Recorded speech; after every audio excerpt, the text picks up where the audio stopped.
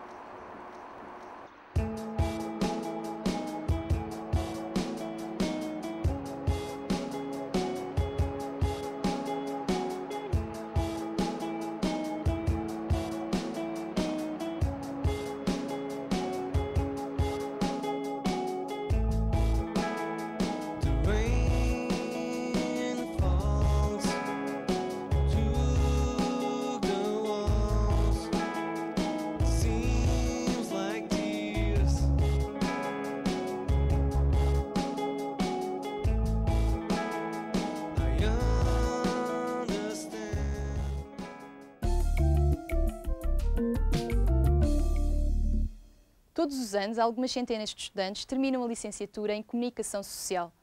Uma das suas aspirações é trabalhar em rádios, televisões ou jornais. Será que este é um objetivo muito difícil de alcançar? Nós preparámos um debate que pode ser esclarecedor, até porque antes passámos pelas redações de alguns órgãos de comunicação para saber como se sentiam os estagiários.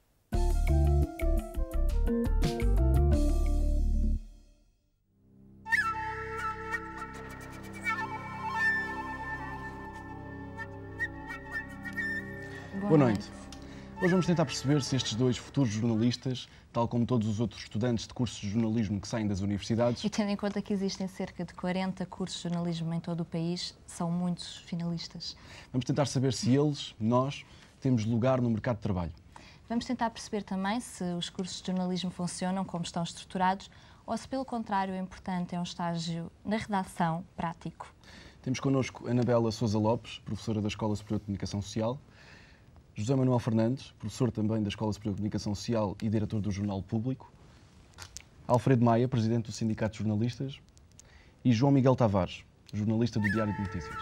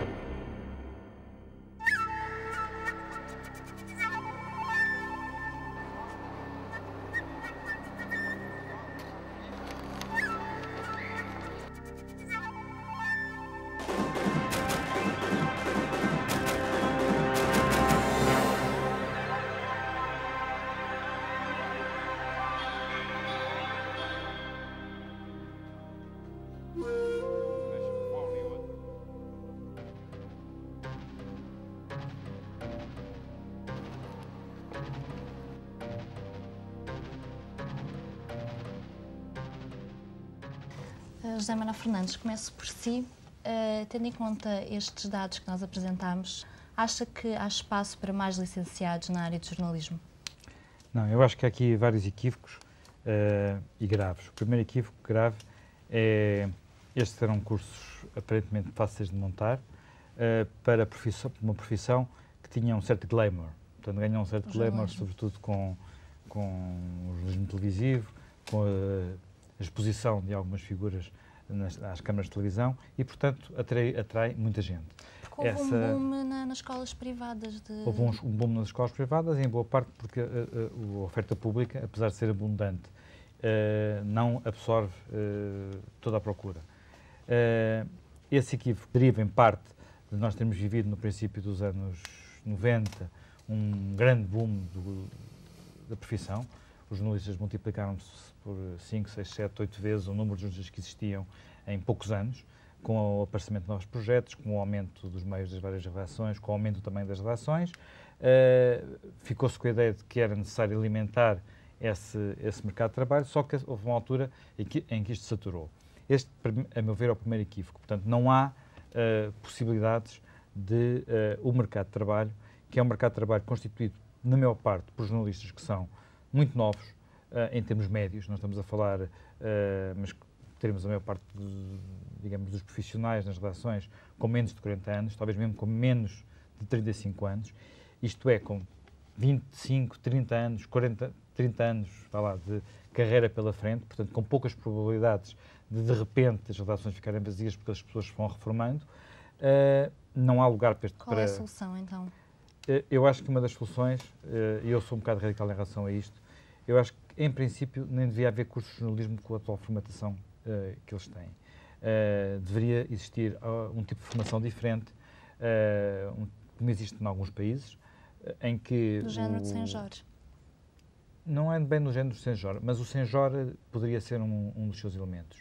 A universidade também poderia ser um dos seus elementos. Isto é, as pessoas terem uma formação básica numa área qualquer, em Direito, em Filosofia, em Medicina, eu conheço médicos que são jornalistas, eu próprio tenho formação em Biologia. Ou seja, ter uma formação especializada e depois tirar um curso. E depois tirar a parte propriamente dita do métier de jornalista é algo cuja formação é possível ter num ano, ou num ano e meio, já com alguma generosidade. Professora Anabela, do meu ponto de vista, isso era suficiente. É professora numa escola onde existe um curso de jornalismo, no Politécnico. Tendo em conta que dá aulas nos primeiros anos, adverte os seus alunos para esta situação? Bom, antes de mais eu gostava de dizer que este modelo que o José Manuel Fernandes apontou é um modelo possível. Há quem, por exemplo, defenda que seria mais interessante fazer uma pós-graduação, ser no fundo o inverso, a formação inicial de ter um curso de jornalismo para depois fazer uma pós-graduação, por exemplo, em Economia ou em Direito, enfim, para o jornalista desenvolver as suas competências numa outra área. 4 anos de jornalismo não é excessivo? Não me parece excessivo, quer dizer, a verdade é que por todo o mundo há cursos de jornalismo idênticos a este que existe aqui na Escola Superior de Comunicação Social e noutras instituições, e as matérias são muito variadas. Portanto, é um leque aberto que contempla, por exemplo, construção europeia, como os ateliês de jornalismo televisivo, radiofónico, escrito. Portanto, não me parece que seja excessivo. Quando apontou a hipótese do Senjor como um complemento, não é? É evidente que o Senjor tem uma competência prática muito específica e acho que tem o seu lugar para a formação e até para a reciclagem dos profissionais. É sempre bom voltar a estudar e voltar a aperfeiçoar. O jornalista tem hoje desafios muito concretos na área das novas tecnologias, por exemplo, e o Senjor pode dar e dá essa resposta, assim como cursos de pós-graduação nas instituições de ensino superior em geral dão também. Portanto, eu não tenho uma ideia rígida sobre isto, o modelo deve ser A ou deve ser B, e também não sou daquelas pessoas que defende que só podem ser jornalistas as pessoas com formação específica em jornalismo, como acontece, por exemplo, no Brasil, que é uma forma corporativista, não é? Defender realmente a classe.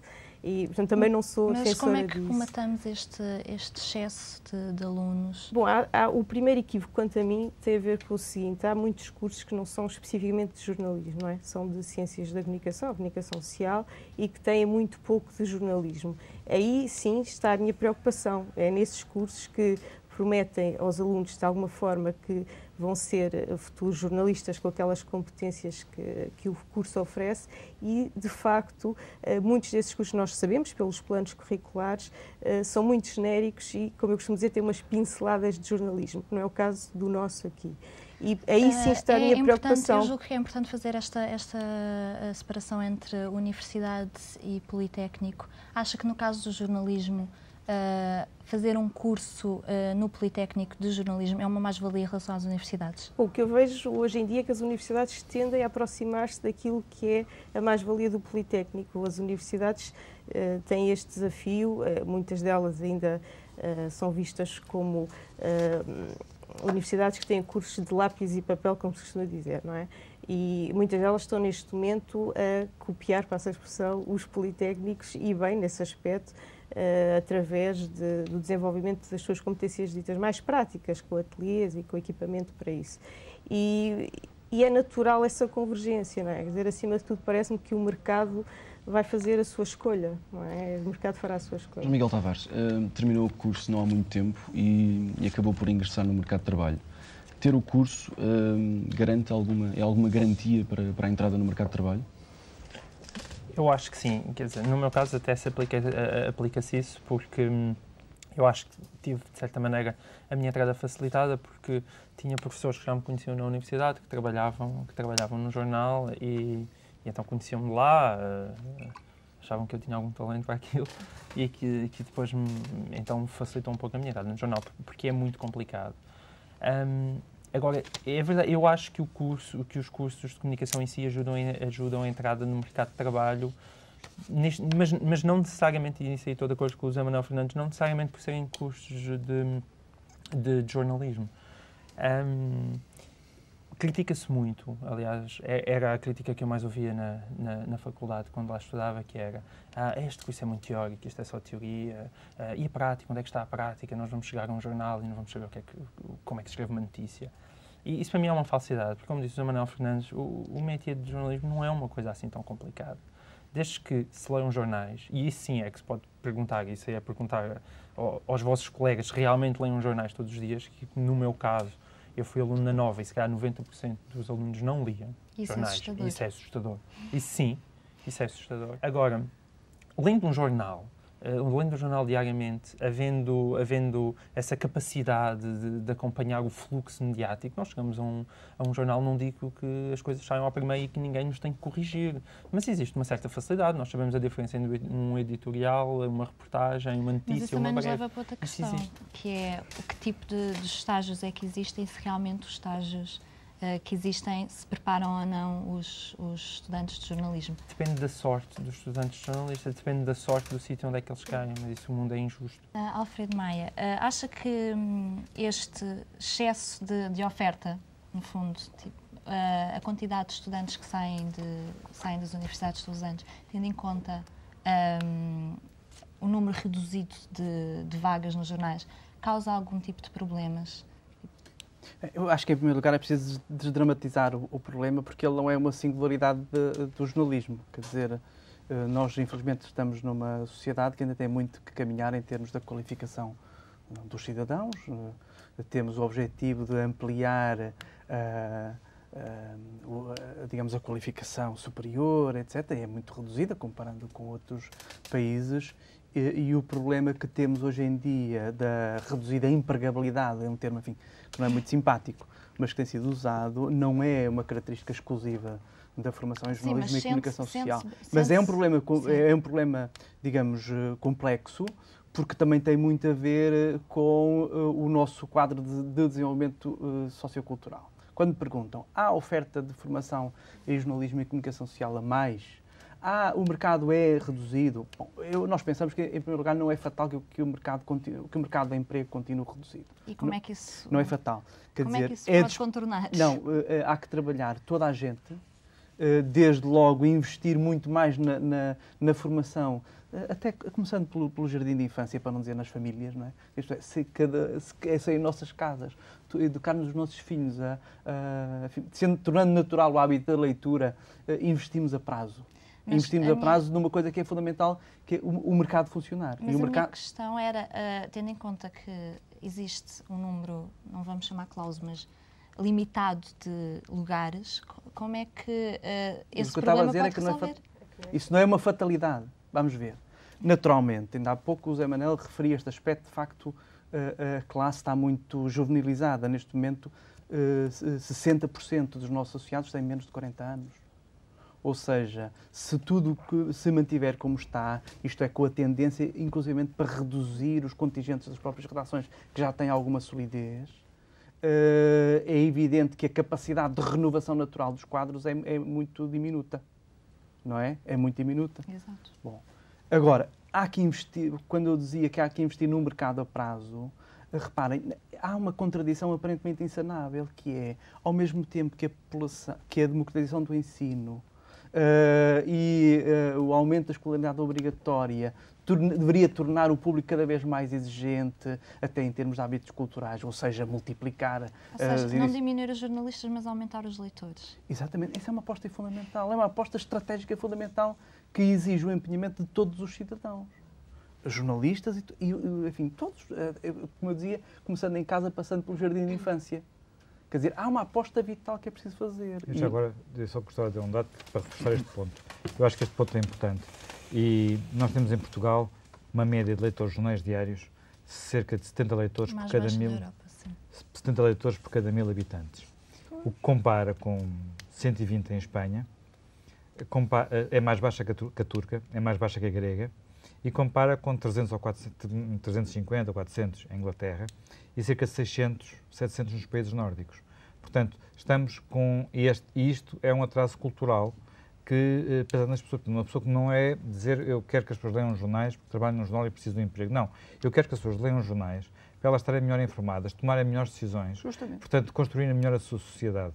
Uma sociedade em que as pessoas estão mal informadas, porque só veem soundbites que apanham no ar aqui e acolá, é uma sociedade que reage pior às mutações naturais de uma sociedade moderna como é a nossa. Além de que é uma tragédia para as próprias Não, empresas. e reparem, mesmo se repara... Desculpa, uma tragédia para as próprias empresas? Em que sentido? Se tu fores ver os jornais, televisões, rádios em Portugal que são realmente rentáveis, se calhar encontras algumas surpresas. Mas isso é devido ao excesso de jornalistas ou é... Fazer um jornal, Não, é devido... o número de pessoas A necessárias para fazer um jornal. desculpa só interromper, a rentabilidade muitas vezes é proporcional ao esmagamento dos quadros, ou seja, hoje em dia, de facto, é muito caro fazer jornalismo de investigação e era suposto que essa... Aliás, nem existe. Não existe, não há. Em Portugal não existe. Há redações que estão transformadas Melhorava-se em verdadeiras houvesse linhas mais de montagem, leitores. quase num espírito fordista. Claro que melhorava, porque, pegando num exemplo, o público venderá 50, 60 mil exemplares, ou dou o exemplo do DN, vende, vamos ser otimistas, 50 mil exemplares para uma redação que terá um bocadinho mais de 100 jornalistas. É impraticável. Aliás, muitas vezes dizia-se que a média seria de um jornalista, para tornar uma empresa rentável, seria de um jornalista por cada 1000 leitores. E se realmente for essa a média, vê-se que em Portugal as redações estão completamente insufladas. Onde se investe pouco, que é o jornalismo regional, que seria, acho eu, também... Mas aí está... O jornalismo regional é outra tragédia. Mas aí está uma coisa... É outra tragédia, mas essa sim. seria Não é tragédia, quer dizer, é tragédia. Panorama, Neste momento é problemático, mas não é fatal que assim continue a ser. Exatamente, precisamente. Quer dizer, ou seja, pegando na sua ideia, acho que esse era, por exemplo, um filão. Mas é sem dúvida isso é o... É que até agora a situação tem estado como? São 2, 3 jornais regionais com qualidade, não é? E depois o resto é o que nós sabemos, quer dizer, quem tem um jornal regional tem também a padaria de lado ou qualquer coisa deste género. Nós fomos às redações, nomeadamente o Diário de Notícias do Expresso, falar com jornalistas e com estagiários e perceber como é que eles se sentem preparados para enfrentar um estágio. Ao início senti algumas dificuldades.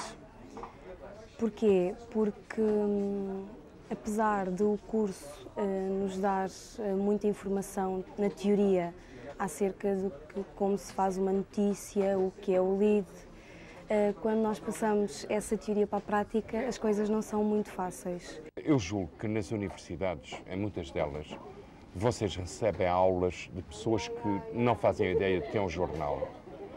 Nunca escreveram uma notícia, nunca escreveram uma reportagem, fizeram quando textos de opinião e têm uma ideia totalmente teórica de um jornal.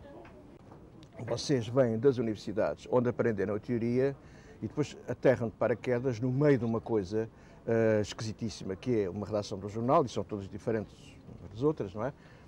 Onde vão aprender o que é a prática. É um curso de comunicação social, mas que em termos práticos de jornalismo não ensina praticamente nada. Agora, também acho que não é muito fácil de ensinar jornalismo na faculdade. E se calhar em muitos dos... Porque é uma coisa que para aprender tem que se fazer. Do modo geral, os estagiários chegam com pouca preparação, pouca ou nenhuma preparação prática para aquilo que se espera do trabalho diário no jornal. E é evidentemente que qualquer semelhança entre o curso e a realidade é pura coincidência. Professora Anabela, é verdade, como dizia o jornalista do DN, António Valdemar, que os professores de jornalismo não sabem o que é o jornalismo na prática? Quer dizer, eu só posso falar por esta casa e por outra instituição onde estive. Nesta casa não há um único professor ligado à parte dita prática que não tenha sido jornalista ou que não seja ainda jornalista, não é? João Miguel, estavas um pouco frenético a ver as imagens. Não, é porque eu fico logo com comichão quando eu vejo este tipo de depoimentos, porque na minha opinião eles repetem, aliás, são 2 mitos que existem na profissão de jornalista com o qual eu não concordo absolutamente nada. Um deles eu já tinha referido, que é os cursos são muito teóricos e depois nós quando chegamos aos jornais não sabemos fazer nada. Mas tu vais para um jornal para aprender a fazer aquilo, quer dizer, não, os cursos se te ensinaram a pensar, se te ensinaram a ler, sei lá, se te ensinaram... Há um papel, pelo menos o curso que eu tirei o curso na Nova, para mim foi extremamente importante, que é dá-te um certo lirismo a propósito da profissão, sabes? Eu vi nas salas de aulas os filmes clássicos americanos, vi O Homem que Matou Liberty Valance, onde naquela altura ainda se acreditava no papel fundamental do jornalista no mundo, que depois se esborou um bocado quando nós estamos dentro de uma redação e vemos que, afinal, não são só florzinhas esse mundo. Mas isso é fundamental. Deixa-me só dizer qual é o outro segundo mito. O mito é este, que é a teoria, nós não estamos preparados. O outro mito, para mim, é o mito da tarimba. Isso aí, contra, se calhar, o ódio de muitos colegas meus, eu acho que com honrosas exceções, e há, evidentemente, exceções, o jornalismo não é uma profissão onde se envelheça muito bem. Não é. Eu concordo. Com honrosas exceções, ou seja, um jornal é imprescindível ter jornalistas de 20 e tal anos, 30 e tal anos, porque têm, com honrosas exceções, mais uma vez, têm uma outra garra, têm uma outra vibração, têm uma outra energia. A profissão é uma profissão extremamente desgastante. Extremamente desgastante. E isso é imprescindível. Portanto, a tarimba em si não é por alguém ter 30 anos de profissão que sabe necessariamente mais de alguém que está há 5 anos na profissão. E acreditem, não é mesmo. Eu já agora gostava só de sublinhar aqui uma coisa. As relações em relação a esta diversidade etária devem justamente refletir a diversidade da sociedade. Quer dizer, parece-me que o que está a acontecer em algumas redações é que um valiosíssimo património de experiência e de memória está a ser expulso de algumas redações e isso não se traduz necessariamente na requalificação dos recursos que ficam ou que entram. Não, mas o jornalismo é muito exigente num aspecto para as pessoas que têm, por exemplo, muitos anos de profissão. É que se nós formos ver o jornalismo que se faz agora e o que se fazia há 15 anos é completamente diferente. Mas eu não estou a dizer isso. Não, e não é isso. Isso exige da parte dos jornalistas uma adaptação constante. Sem dúvida. Eu não posso... E isso é algo extremamente exigente. Mas por isso, exatamente. Por isso é que nós temos aqui, em relação a este problema, uma opinião muito clara.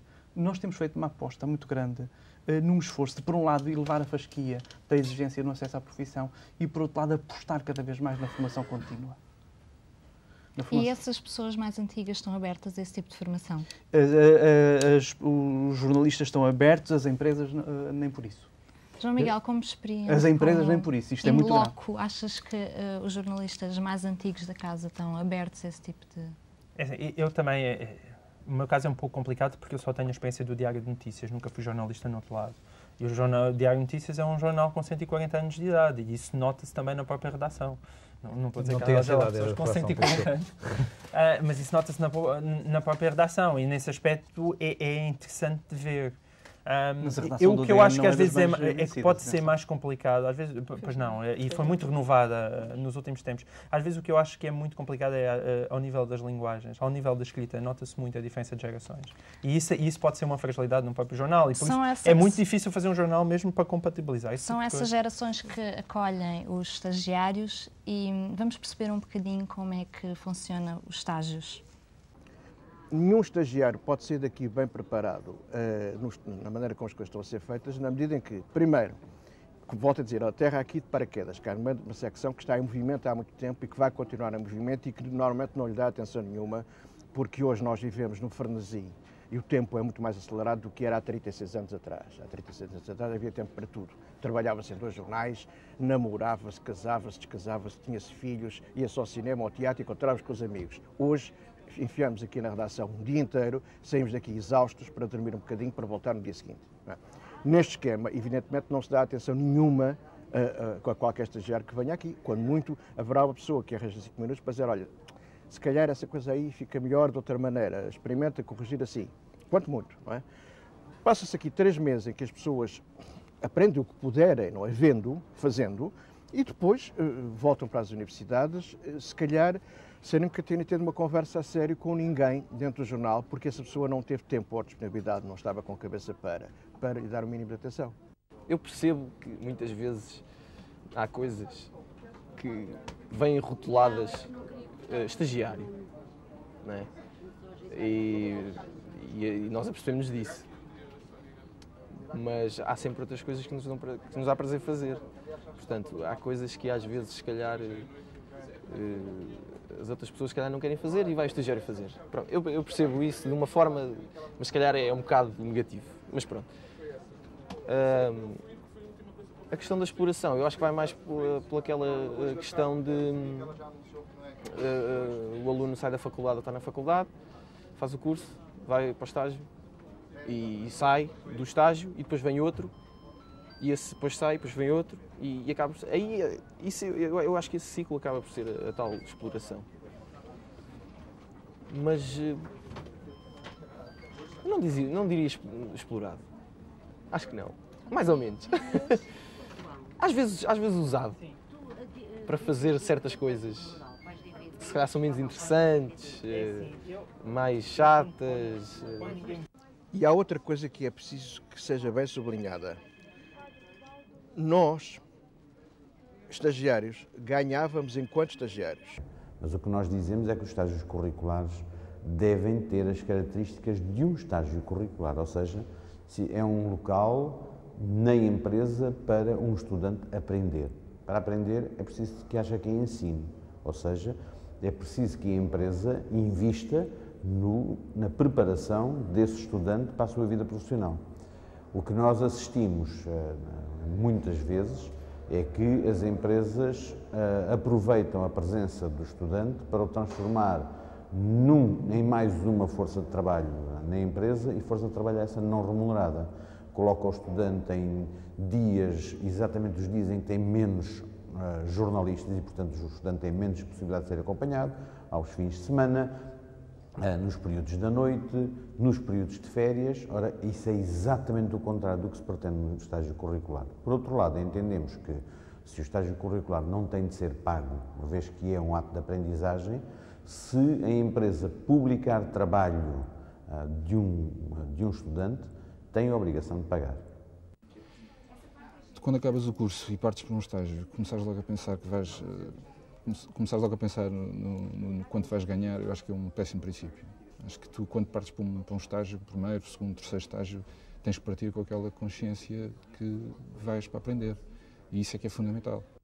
Logo, porque como é que é possível também, passados estes anos todos, que vocês venham para um jornal, ou para uma rádio, ou para uma televisão, que estejam ali 3 meses e que não recebam nada pelo trabalho que estiveram a fazer, porque vocês estiveram a trabalhar? José Manuel Fernandes, pode dizer-se que os estagiários são usados? Eu acho que há tudo. Há estagiários usados, há estagiários escravizados e há estagiários que aprendem, que evoluem e que utilizam muito bem o tempo em que estão nas relações. Isso depende da forma como são encontrados, da forma como são acompanhados, mas também depende muitas vezes da forma como eles próprios se empenham nos seus estágios, na forma como procuram reagir e interagir com a redação e tirar partido do tempo que ali estão. Portanto, não penso que nós possamos estabelecer uma regra rígida. Acho que é um trabalho que, do meu ponto de vista, tem que ser feito, tem que ser um esforço global de todos, no sentido de que os estágios sejam algo que faça parte da formação dos futuros jornalistas, que eu, na minha perspectiva, devia fazer parte dos próprios currículos dos cursos, o que dava uma maior responsabilidade aos próprios estudantes quando passavam pelas redações. E do lado das redações, penso que as redações deviam ter a preocupação de arrumar os estágios, por assim dizer, ao longo do ano, e não apenas como acontece frequentemente, por exemplo, sobretudo em algumas redações de diários, de divisões de rádios, amarfanhá-los durante o verão, que é quando também é mais fácil para os estagiários, que é quando não têm exames, que é a altura em que os jornalistas vão de férias e os estagiários ficam a fazer os jornais. Alfredo Maia, a posição do sindicato. A posição do sindicato é muito clara. Nós achamos que os estudantes devem passar pelas redações, sem dúvida, porque é a forma de perceberem como é que funciona o mundo real. Não é? Mas? E há mas? Há vários mas. Um deles é que a presença na redação deve ser objeto de um protocolo muito blindado entre a empresa e a universidade, impondo obrigações a ambas as partes. E uma das obrigações que nós achamos que é imprescindível colocar às empresas é de que não utilizam aquela mão de obra escrava, isto é, no processo produtivo, substituindo os jornalistas. E tendo as mesmas obrigações, muitas vezes, e fazendo trabalho que não é da sua competência. Não, mas o José Manuel acabou de referir isso. Há empresas onde estudantes entram no processo produtivo, portanto, produzem trabalho exatamente como os profissionais, e se quiserem qualificar isto, é uma situação pior do que a escravatura, porque o dono dos escravos, a primeira investia neles adquirindo-os, depois dava-lhes um abrigo e um alimento mínimo, quer dizer, investia neles como fatores de produção. O que acontece é que as empresas nem isso fazem atualmente. Mas atenção, que eu disse isso, mas de uma forma... os estagiários devem publicar. Está bem, mas já lá vamos, já lá vamos. Nós já lá vamos, já lá vamos. Agora, em condições. Devem publicar. Devem ser pagos em condições. Não, isso é outra questão. O público tem o direito de saber em que qualidade é que aquele cidadão ou aquela cidadã escreve? Sim. Sim. E mais, é uma oportunidade para as universidades e os politécnicos apostarem o seu prestígio. Por que não, por baixo da assinatura do estudante, fulano tal, finalista do curso de Comunicação Social da Universidade X? Era uma opção, José Manuel Fernandes. Era uma opção. É a primeira vez que estou a ver esta sugestão. Não acho que seja nada demais. Acho que era perfeitamente possível. Acho que era uma situação perfeitamente possível. De transparência. E, aliás, acho que colocaria muitos jornalistas que veriam alguns estagiários a fazerem trabalhos logo ao princípio. Porque eu tenho casos no público de pessoas que chegaram lá e ao fim de 15 dias estavam a fazer melhor trabalho que algumas pessoas ou pelo menos tão bom trabalho como pessoas com 15 anos de casa. Essas pessoas têm possibilidade de ficar? Essas pessoas sempre... Nesta situação atual do mercado de trabalho? Algumas... Nos últimos 5, 6 anos do público, praticamente todas as pessoas que nós admitimos foram pessoas que antes foram lá estagiárias. Praticamente todas. Portanto, é a porta de entrada. É a porta de entrada. É quase a única porta de entrada neste momento para conseguir, porque é a forma como a redação conhece aqueles profissionais, conhece as suas qualidades e, portanto, não aposta completamente no escuro. Uma questão para finalizar, peço desculpa, porque é importante clarificar o seguinte. Esse período que nós chamamos de observação e não de estágio, para distinguir claramente o estágio que ele impõe a quem inicia a profissão. Porque a carreira profissional dos jornalistas inicia-se com o período de estágio, mas já faz parte da relação de trabalho. Nós preferimos chamar-lhe período de observação e achamos que ele deve ser muito mais rico do que é atualmente. Porque o que é que acontece atualmente? Muitos estudantes passam esse período nas redações em rotinas muito pobres, do ponto de vista do conhecimento da realidade da redação e da empresa. E a nossa sugestão em relação a isso é muito clara.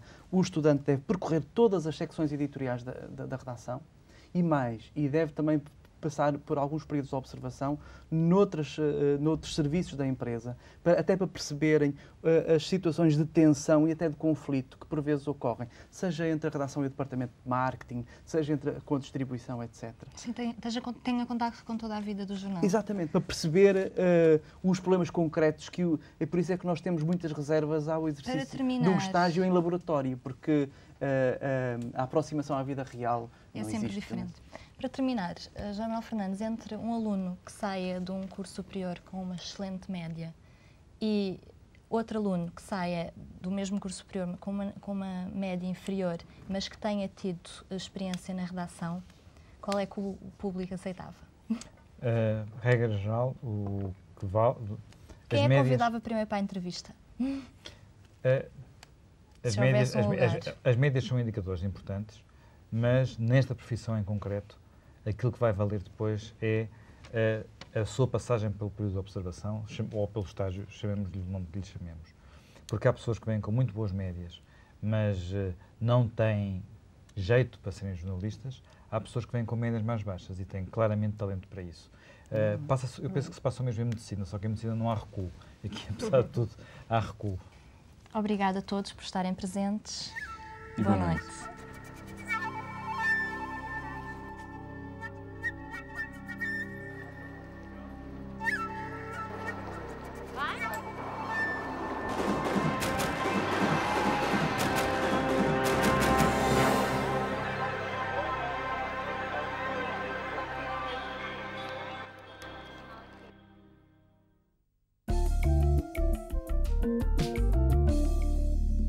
Dando seguimento a um tema que iniciámos a semana passada, comunicação na sociedade contemporânea, vamos apresentar agora uma conversa que tivemos com o professor José Viegas Soares, gravada durante as jornadas da SOPCOM na Covilhã.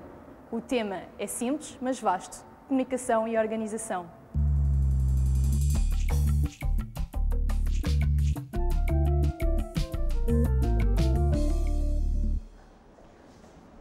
Seja bem-vindo. O professor José Viegas Soares é docente na Escola Superior de Comunicação Social em Lisboa e foi ao Congresso de Ciências da Comunicação na Covilhã falar sobre comunicação organizacional. Nós tivemos a oportunidade de esclarecer algumas dúvidas com ele. Até onde pode ir o poder de um profissional de relações públicas no que diz respeito à ação decisória dentro de uma organização? Bom, pode ir até, digamos, ao limite máximo, que é como quem diz, ser ele a decidir em termos de comunicação. Vai depender, essencialmente, de um problema que eu me tenho preocupado nos últimos tempos e tenho tentado estudar, que tem a ver com, digamos, as categorias, em termos profissionais, que o profissional de relações públicas tem dentro da organização. Se considerarmos 3 categorias, e alguns autores desenvolvem por aí o caminho, temos o estratega, digamos que seria o grau máximo, onde o profissional teria capacidade para decidir qual é a estratégia de comunicação a seguir, os instrumentos, as mensagens, etc. Penso que há poucos em Portugal com essa categoria, ou com essas funções, melhor dizendo, porque isto não é uma categoria em termos de mercado de trabalho. Temos os diretores, ou gestores, que de alguma maneira gerem projetos ou planos de comunicação que têm alguma influência no estabelecimento de uma estratégia, mas que, digamos, é uma influência menor do que o estratega. E temos, finalmente, os técnicos, que são aqueles que executam, digamos, que planos de comunicação, no sentido lato que as relações públicas encaram a comunicação. De que forma a comunicação organizacional é entendida e valorizada pelos restantes recursos humanos de uma organização? Pois eu penso que a comunicação organizacional há vários tipos de comunicação organizacional. Sei lá, a comunicação interna, a comunicação externa, financeira, marketing, a publicidade é uma forma de comunicação organizacional. Também não temos muitos estudos sobre isto. O nosso país tem a característica de não ter muitos estudos de coisa nenhuma. Mas, portanto, não temos muitos estudos sobre essas... Portanto, no fundo, o que teria talvez interesse era elaborar escalas de prestígio e tentar ver dentro das organizações onde é que se coloca, sei lá, a comunicação interna em relação à comunicação financeira, à comunicação organizacional, em vários grupos e, portanto, fazer escalas que nos permitissem perceber que posição é que elas tinham em relação... Eu penso que a comunicação publicitária tem um peso maior, é mais considerada, é mais aceite, é mais visível, enquanto, por exemplo, a comunicação interna deve ser das menos consideradas, se bem que ela seja uma inevitabilidade nas empresas. Mas por serem menos consideradas, acredita que não lhes é dado o devido valor? Se o devido valor for no sentido de não são tratadas como são necessárias, pois naturalmente que a comunicação interna é, por exemplo, uma daquelas... E dentro da comunicação interna temos 2 tipos, não é? Aquele que faz funcionar a organização, e esse de alguma maneira existe, e aquele que faz pertencer, que faz as pessoas pertencer. Quando se fala agora em futebol, eu de futebol sei pouco e não gosto muito, mas fala-se muito no futebol dos balneários. Ter um bom balneário, não sei o quê. Portanto, digamos que há todo um atuar de comunicação interna, aqui normalmente a nível interpessoal, mas que cria um clima de relacionamento entre as pessoas, faz-los pertencer, portanto, eles vivem aquela organização como sendo parte da sua vida, como vivem a família, etc. Portanto, a comunicação interna teria essa função, mas que é um bocado, nesse aspecto, voltando à sua pergunta, é um bocado desvalorizada, porque não é visível. Repare, enquanto que a publicidade é mensurável, se bem que os efeitos da publicidade também são muito duvidosos.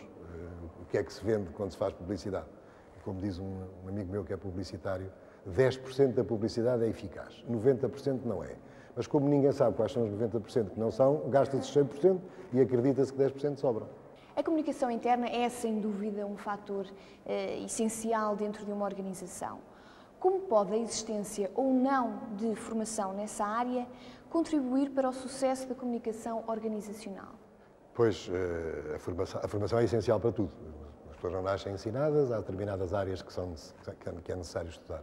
Eu penso que em termos de formação, comunicação organizacional, na perspectiva que vai ser lhe de comunicação interna, uma das pessoas, dos níveis a serem formados era o nível de gestão.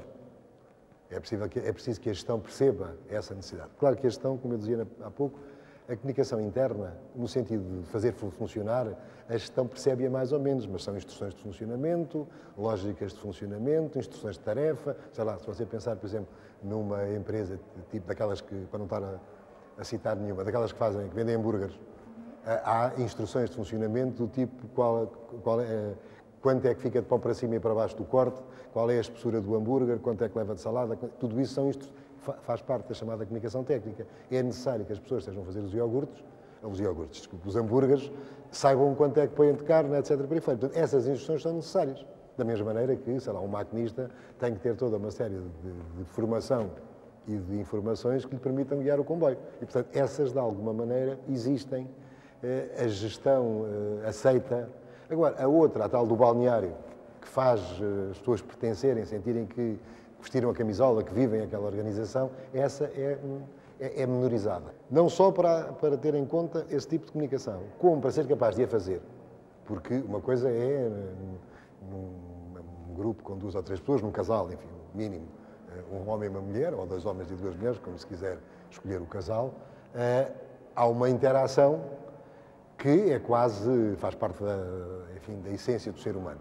Mas à medida que as organizações vão crescendo e começam a não ser possível o contacto face a face, etc., começa a ser necessário arranjar instrumentos, desenvolver estratégias, desenvolver campanhas, e, portanto, para isso é preciso saber, porque isto, esperar que venha um milagre dos céus, às vezes no futebol português há uns milagres da Senhora de Fátima que lá nos faz chegar à final sem perceber como, mas é milagres.